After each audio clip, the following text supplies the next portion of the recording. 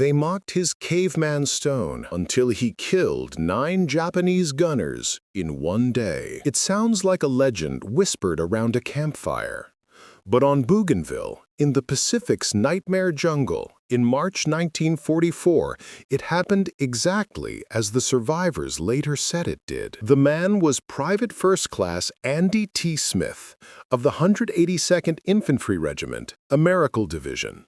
A quiet soldier mocked by his own squad because he carried a jagged river stone everywhere he went. A lucky rock, they called it. A Stone Age grenade, a caveman weapon. They laughed until the day Smith crawled through hell alone toward 3 Japanese machine gun nests that had pinned down his entire company. What he did next would defy belief and save dozens of American lives. By early 1944, the U.S. was pushing deeper into the northern Solomons, securing airstrips needed for the final assault toward Rabaul. Bougainville was a swamp of rot, disease, heat, and death. The American Division had been fighting non-stop since Guadalcanal. The 182nd Infantry Regiment, already bloodied and exhausted, was assigned to clear Japanese forward gun positions threatening the crucial Numa supply corridor. Enemy intelligence indicated elements of the 6th Japanese Infantry Regiment, Type 92 and Type 96 machine gun positions, log bunkers reinforced with coconut trunks, narrow jungle fire lanes designed for ambush, the perfect trap. In Smith's squad, the teasing never stopped. He found the stone on Guadalcanal and carried it for luck.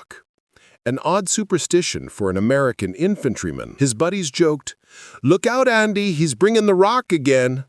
He's gonna scare the Japs back to Tokyo." Smith never responded. He kept the smooth, jagged-edged stone tucked in his webbing like a relic. No one could have imagined how it would one day matter. On 14 March 1944, Company F moved out at first light. The jungle was a green furnace. Humidity soaked through every seam.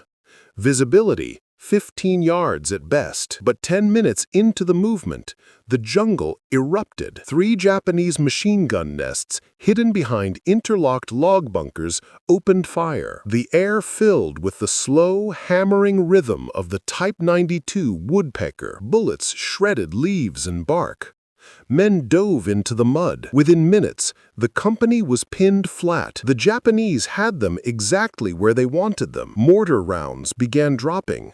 Screams echoed through the brush. Lieutenant Martin radioed battalion. "We cannot advance. Heavy casualties. Request support." But no support was available. The 182nd was alone, deep in the jungle, cut off and bleeding, and the Japanese were closing in. By 9:50 a.m., Company F had lost more than a dozen men. Every attempt to move was met with another torrent of fire. The Japanese gunners never missed. Smith lay behind a fallen tree, with his M1 Garand jammed with mud. Nearby, Private Torres yelled, "We're dead out here! Somebody's got to take those guns!" But everyone knew the truth. Anyone who tried would be cut down in seconds. Smith looked at the bunkers, at the angles, at the timing between bursts. He touched the stone in his pocket, and then he whispered, "I can make it." His squad grabbed him. "Andy, don't you dare!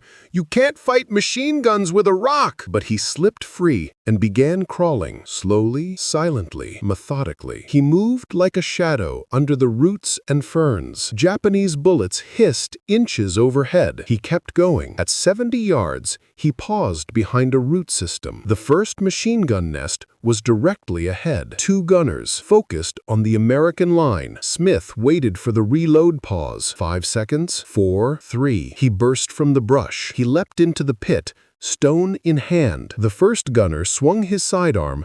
Too slow. Smith brought the stone down once. The man collapsed. The second gunner screamed and reached for his bayonet. Smith struck him twice. Silence. Pit 1.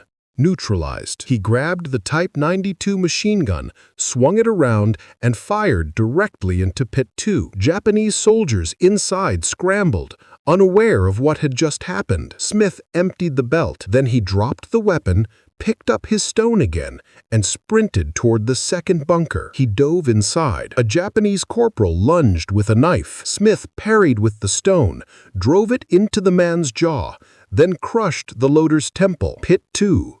Neutralized. The third pit fired wildly in confusion. The corporal in charge turned.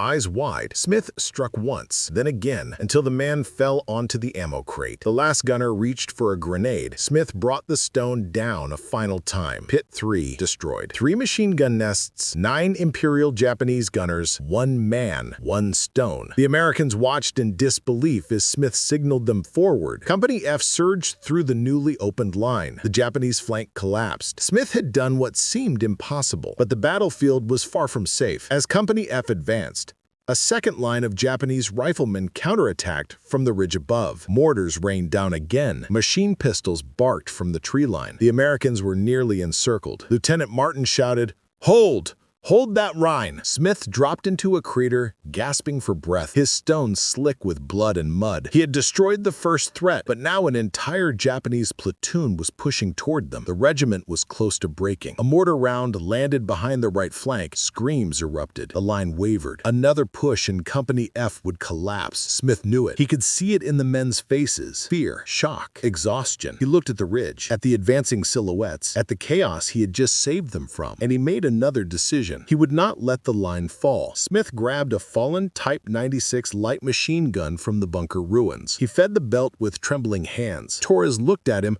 eyes wide. "Andy, please tell me you're not doing this again." But Smith wasn't listening. He sprinted toward a forward rise, the one place with a clear angle on the Japanese advance. Bullets cracked past him. Branches exploded. He dove behind a log, jammed the bipod down, and opened fire. The Japanese assault wavered. Smith's fire tore into their flank from a completely unexpected direction. Lieutenant Martin shouted, "Who's firing that gun?" Torres yelled back, "It's Andy.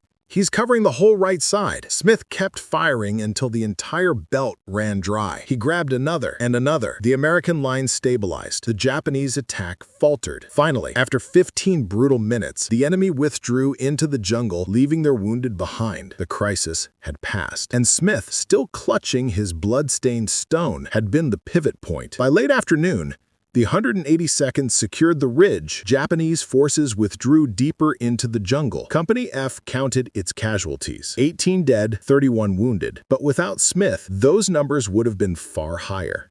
He alone had destroyed 3 machine gun positions, killed 9 enemy gunners, saved his pinned company, and broken a Japanese counterattack, all with a courage so reckless it bordered on impossible. After the battle, the men of his squad walked up to him quietly.